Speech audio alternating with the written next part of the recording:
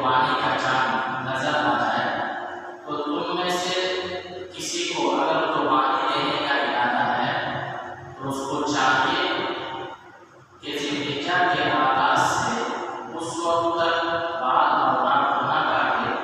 جب تک کہ اپنی قربانی نہ دے دے۔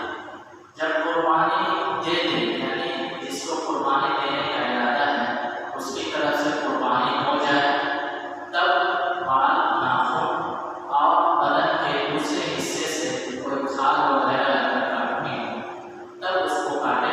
اس سے پہلے ان چیزوں سے رک جائے۔ اسی حدیث کی روشنی میں فقہاء کرام نے فرمایا ہے، علماء کرام نے،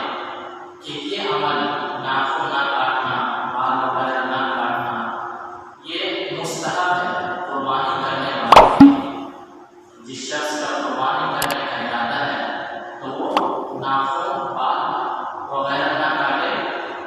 یہ قربانی کرنے سے پہلے کرے۔ جب قربانی دے دے تب ناخن وغیرہ کاٹے،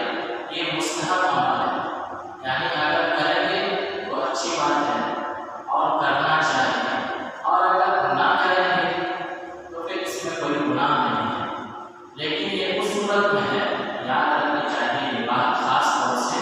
کہ اگر ناخن اور بال وغیرہ کاٹے ہوئے 40 دن یا اس سے زیادہ ہو رہے ہیں تو اب ناخن اور بال وغیرہ کاٹنا یہ زیادہ افضل عمل ہے، کیونکہ 40 دن سے زیادہ دیر کرنا یہ